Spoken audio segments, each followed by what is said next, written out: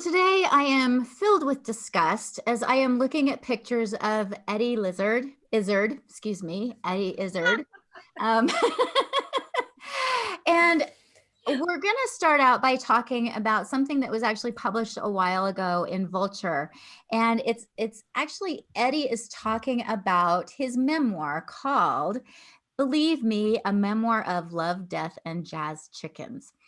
And in this memoir, I'm going to start out by reading a few of the quotes because I'm just so disturbed by sort of the narrative that Eddie has created around himself as the victim. And he's been kind of crafting this persona for a while. And so in his book, he writes about how he went into a women's bathroom in the underground in London. And what he was planning on doing was going in there and taking off makeup and women's clothes and changing back into boy clothes because he didn't want the men, his roommates, to know that he was cross-dressing. And he felt like this was perfectly acceptable to go into the women's bathroom to do this. Well, it turns out there were 3 teenage girls in there who were uncomfortable with him being in there. And actually, I think these 3 teenage girls were very moderate in their responses. He heard them sort of snickering. He said, "These girls were quite obviously whispering about me. Who is that? What are they doing? Is it a he or a she?" And then he says he left the bathroom and he said the girls were ready to act. When I came out of the cubicle, they shouted, "Hey, mate, hey, mister, why are you wearing makeup? Why are you dressed as a woman?" And he responds that he felt very uncomfortable by this and started walking away. He says, "I walked away. They continued to shout at me. Finally, I thought, screw this. They're just going to shout at me forever. Let's confront this." So I stopped. I turned around to face my teenage inquisitors. I shouted back, "You want to know why I'm wearing a dress? I'll tell you why." And he said they ran off screaming. He said it was the first time he was ever overtly intimidated because of his sexuality. He goes on to say he's very proud that he learned this lesson, that if you confront aggression, sometimes just standing your ground, even with cheeriness or politeness, sometimes you can shut it down. He's suggesting that he, as a male who went into a women's bathroom where there were 3 teenage girls, he says 13 or 14 years old, and that he was the victim of their aggression because they didn't want him in there. And how big is this guy? Eddie Izzard is not a small man. Well, I will actually post, yes, I'll post a picture. And as you can see in this picture, the response this woman has in the background to Izzy is exactly the same response I would have. And no doubt is the response those little girls had. And for him to suggest that they were somehow being inappropriate in their response, I would say they were being very moderate. If I had been in there and I was 13 with my friends and that guy walked in, I would have freaked out. I probably would have screamed and called the police. Yeah, and again, this is I have to question whether or not this happened, because I think that a lot of what these older autogynephiles do, when they decide that they're women, is they go back and they revise their entire history. We know this from people like Bruce Jenner. When he came out, he basically wrote a book which rewrote his entire marriage. And you can say what you want about that family, but his children had some very reasonable responses, like this stuff didn't happen. And we really need to be, I don't know if it did happen, but the fact that Eddie feels empowered and bold to speak about this and feels that somehow he's in the right, it really shows you how far we've come and how much we're grooming young girls to ignore their natural instincts. They should have chased him and they should have shouted, if indeed they exist. And the reason that we're actually talking about this today is because Eddie was recently celebrated because he decided to insist that people call him by she, her pronouns. And there was actually a story in The Guardian in which Eddie is celebrated, saying, she describes herself as gender fluid, prompting the LGBT charity Stonewall to praise her for her bravery. So Eddie is being praised by this LGBT organization for being so brave and authentic and coming out using he, her, she pronouns. Eddie says that she describes herself as a lesbian trapped in a man's body. Ew! Like, Get any more autogynephile than that? I mean, isn't the Yeah. trope of the autogynephile that they don't want to be men, they want to be lesbians. They don't want to be heterosexual men. There's frankly no celebration for being a heterosexual man, but there's a lot of celebration if you're anything but. And what is really disturbing to me is throughout this article that was written by The Guardian, Eddie Izzard is referred to as she and her by The Guardian. They're buying into this and celebrating this man who feels that it's perfectly okay to go into women's rooms when there are girls in there and undress. And I mean, this is just outrageous to me that this is now what is celebrating as heroic in our culture. I wonder what The Guardian would have wrote had Eddie Izzard actually been a Catholic priest that told this story about, you know, I wonder how they would have framed that. Or if instead of being Eddie Izzard, he would have been a leader in the Conservative Party. They definitely would have taken a firm, this guy's a pervert approach. And they're providing all kinds of. If Vice President Pence had gone into a girl's bathroom and then talked about how teenage girls were picking on him, there would be no sympathy, even if Pence put on some lipstick. Yeah, well, even if it's not even a matter of like are the. Then Eddie Izzard then comes out and does this incredible interview where it's so clear that this man is putting on an act. And he's a good actor, and he's incredibly entertaining. I enjoyed him, you know, when I was growing up. I thought he's quite interesting. He's quite different. I really am not into men that dress up like prostitutes. Because I find it insulting to women, but he can do what he likes, right? It's not as long as he's, you know, just doing it as a performance or whatever. That's what I thought. I thought he's just a kooky performance artist, but he's a woman, really? No, he's not. Putting on makeup does not make you a woman. And it's infuriating to me that he felt emboldened to go into a women's bathroom. I mean, if he wants to dress like that, fine, but he better be using the men's room because he's a man. And I think also it would be important for everybody to understand, why is it that we find things like drag misogynistic? Okay, it's not because a man wearing women's clothes, I don't find it offensive, but when men put on women's clothes and they're performing as if they're women and doing insulting to women things, like saying things that a woman would never say, for example, it's almost like, you know, I'm Jewish. If somebody was to dress up like a stereotypical Jew and do strange things, it would be an anti-Semitic thing, okay? I would Especially think that if they insisted on being called Jewish, even though they're not. Yeah, so I think that, you know, we have to understand that this person is dressing up and making all kinds of claims, and it's sort of really unbelievable that a mainstream media like The Guardian, is The Guardian even mainstream anymore? But they're going along with it. Yeah. Maria, you had a quote from Bruce Jenner that you mentioned a while ago about how the hardest thing about being a woman is when can you repeat that? Yeah. Shortly after he made his famous transformation, he said the hardest thing about being a woman is figuring out what to wear. How insulting is that to women? I don't even know where to begin with that. He has no idea what it's like to be a woman. I mean, to me, that just shows such a disconnect. And Eddie had mentioned that Bruce was one of his role models in all of this, that you know, because Bruce felt emboldened to come out, Eddie felt freer to prance around in mini skirts and lipstick and call himself a woman.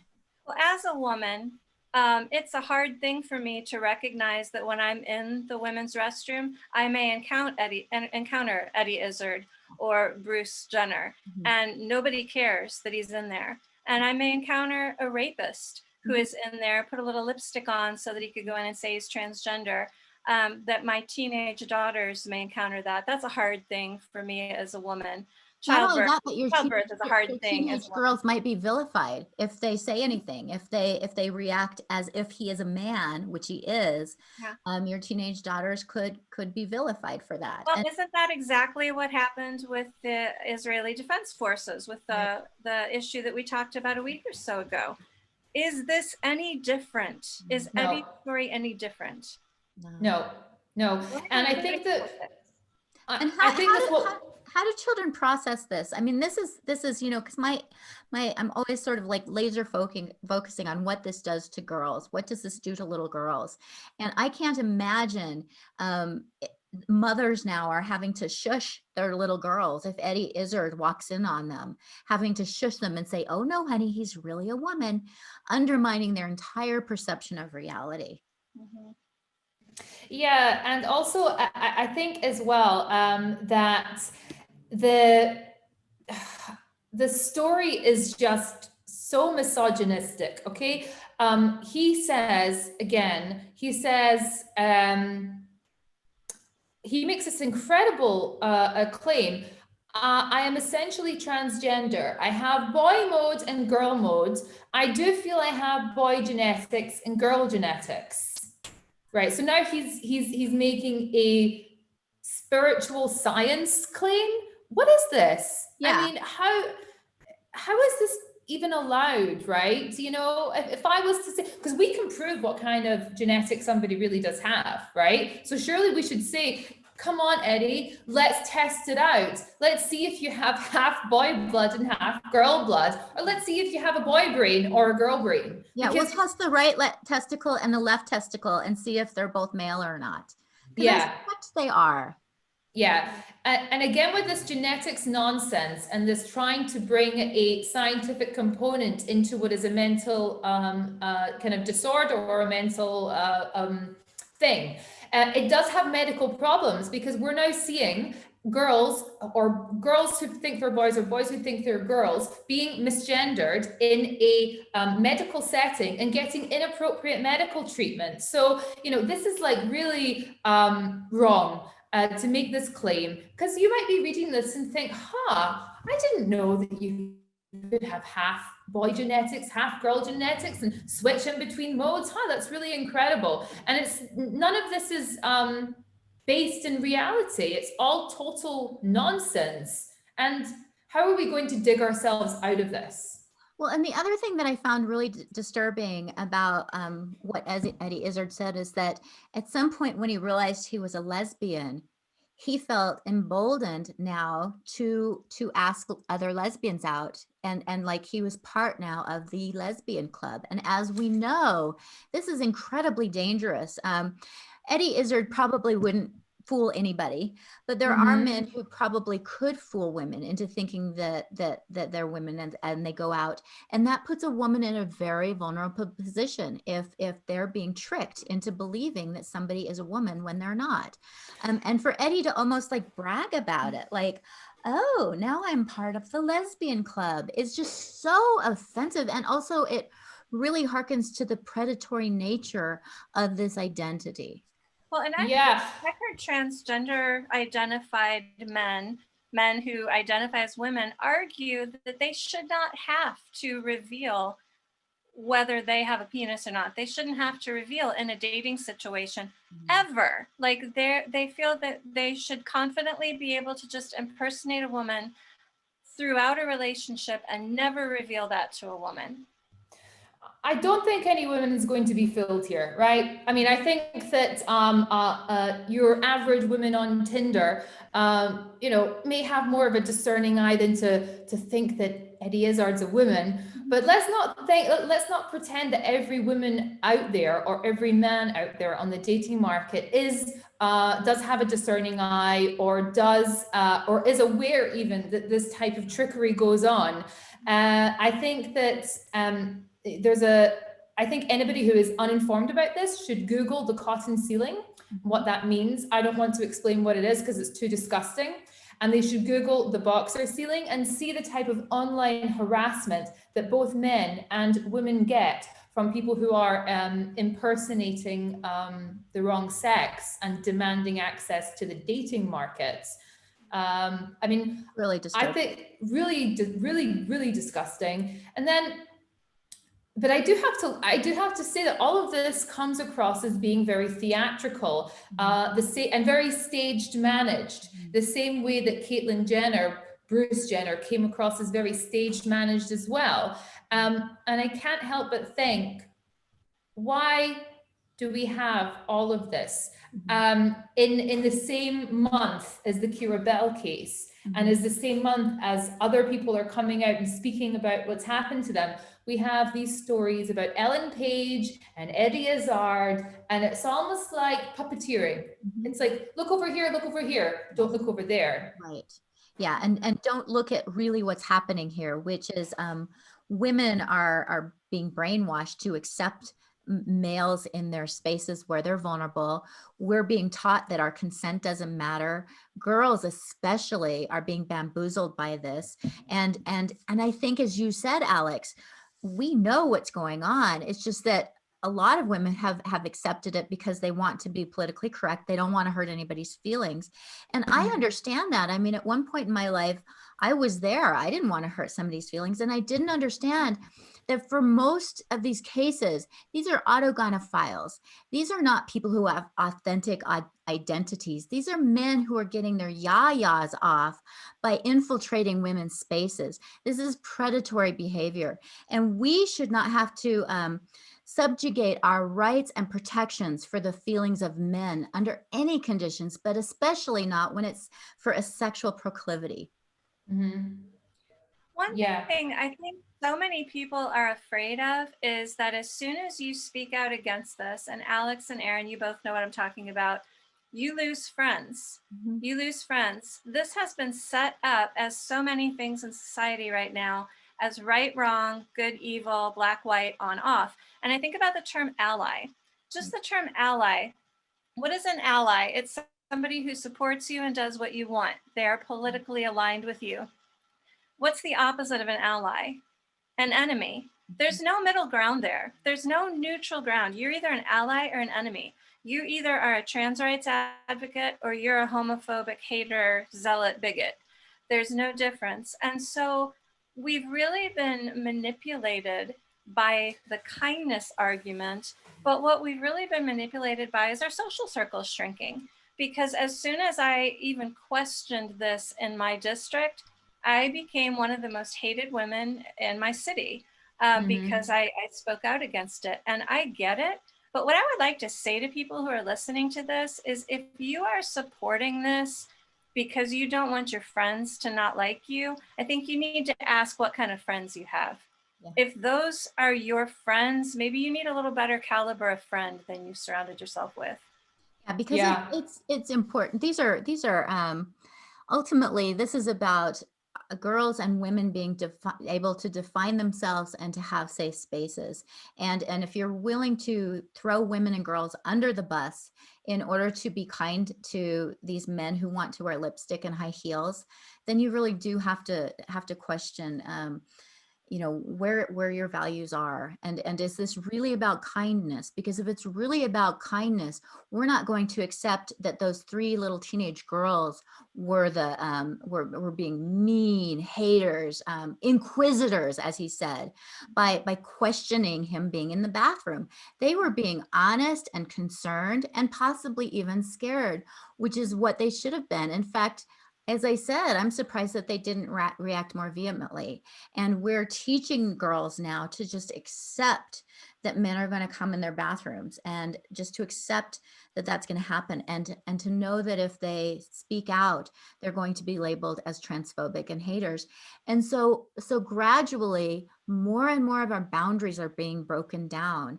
And at some point, our girls are going to have no boundaries. They're not going to feel emboldened to ever say they're uncomfortable with anything, because they're being taught that if they say they're uncomfortable with something, they're going to be labeled as haters. Yeah, and I think also I just want to really strengthen Maria's point, that this type of silencing and cutting off of the friend circle is something which has been happening to women who speak out about all kinds of things for decades. So you had women like, me, for example, when I've always been very strong in against things like violent pornography and saying that it's not empowering and actually it harms women and it harms children. And there's always the kind of people who are going to say to you, well, you're not body positive, you are this and that. And so it doesn't really matter if it's this or if it's that. Whenever you're coming out strong against something, you're always going to have, especially if you're a woman, you're always going to have that attempt to disconnect you from others. And I'm just, I again would say, it can be around anything. It can be around this. It could be because, wait, maybe I don't think sex work is work. Maybe I think sex work is abuse. Maybe that's something you want to say. And other people will tell you, well, you're not being positive. You're being horphobic. Yeah, exactly. You're being a swerve, is the word they use. Yeah. So, it's just so insidious. Challenge everybody who says to you, no, I really think that you're being a big meanie, big bigot, be kind. Challenge them and say, since when has being kind, whenever we're conditioned to be kind, since when has it ever been in our favor? Okay, it's never been in our favor, never. And I think that we don't condition our children to be kind to random adults. Right. We say to them, stranger danger. We say, that these are the messages that we've been sending since I've been, for 30 years, we've been sending these messages that if somebody comes up to you and you don't know who you are, you exercise caution. And now the message is, be kind to anybody, question none of their motives, and don't you dare report it. I think that's nuts, really crazy. Well, and it's really interesting because if this is about kindness, then why is it that these men are not being kind to women and choosing to use the appropriate bathroom? Because as Eddie can dress exactly the way he dresses now and use the men's bathroom, and that would be kind. That would be kind, that would be acceptable. There might be men who are uncomfortable by it, but it's the appropriate bathroom for him to use. So again, it's women and girls who are again over and over and over being told that they have to be kind, that they have to give up their boundaries, that they have to give up their spaces, and really being gaslighted and told that they're haters if they have concerns about what really they should be concerned about. It's very, very appropriate for women and girls to be uncomfortable with having a grown man in their bathroom. That's very appropriate, especially a public bathroom like at the London Underground. I mean, yeah, and yeah, it's very appropriate to have those radars go off. And the fact that we're telling kids, no, you just have to be kind. You just have to be nice. And if you're not, the consequences are severe. And that's not kind either. This kind of attacking and ostracizing and separating people because you've labeled them as a hater or a bigot or a transphobe. That's not kind. So I think we really have to challenge this whole narrative. Well, and the arguments coming from the side that wants to support people like Eddie Izzard doing this, there aren't any arguments. Mm-hmm. You don't hear any actual arguments. What you hear are ad hominem attacks that we were just talking about. If I ask a question, why is this okay? You're a hater, you're a turf, you're a swerf, you're whatever. You're not allowed to ask. That if you can't make your point without calling your opponent a name, you can't make your point. You don't have a point to make. That's the only thing they have, because there are no arguments to support this. Absolutely. I'm not sure where we go from here, except again, to call on people and say enough. Mm-hmm. We need to, we do not need to be celebrating someone like Eddie Izzard. That's not someone who we should be focusing on and celebrating. And we should call on, news outlets when they run stories like this, say, hey, wait a minute.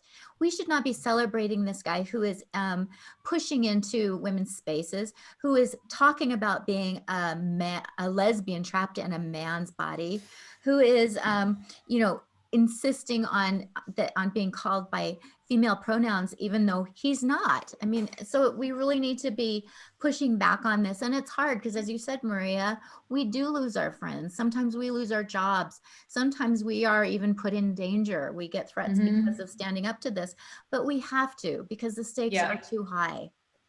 I so agree. And I would just call on everybody, call on the women, call on the people who are perhaps working in journalism, call on people, just come out. Let's all just have a moment and just say, okay, you know, this is really going to be super uncomfortable. I'm going to lose some people who I don't, you know, I probably should lose anyway. And come out for women and girls and just see what happens there, because we need to shed some light on this situation immediately. It's before it's too late. Yeah. People, the article should have said something like, pervert wants to impersonate women in order to gain access to women's spaces. That's what the article should have said. Or man wants to intimidate girls by going into women's restrooms. That's what the article said. This should not be a celebratory article. Yeah, absolutely not. Truthful headlines. So what I also would like to say is that it's also incredibly dishonest, because now Eddie Izzard's entire career as a man has now been erased. He's now a woman, and that's exactly the same as we saw with Ellen Page. 2 minutes later, it was all changed, and they were now a man and referred to as male.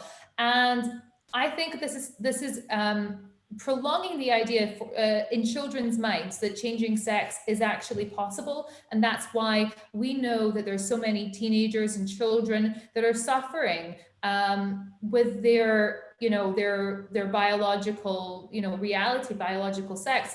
And I strongly recommend anybody who is dealing with this, whether you're a parent or a child or an educator or even a doctor, to come to Partners for Ethical Care and read what we have to say, and contact us if you have been hurt by a gender affirmative doctor or somebody who's working in this system of gender affirmation.